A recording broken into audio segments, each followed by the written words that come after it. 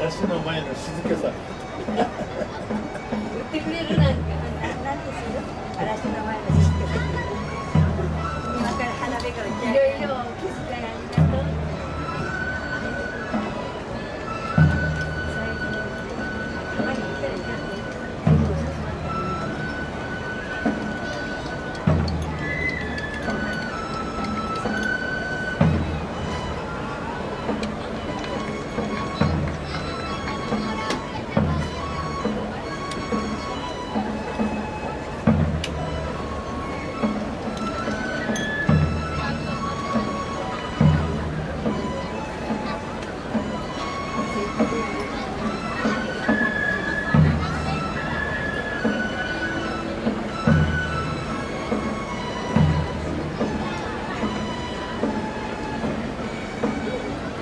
名物をご披露いたします。今年の花火大会はスポンサーの皆様のご協力によるものでございます。スポンサーの皆様には心から熱くお礼申し上げます。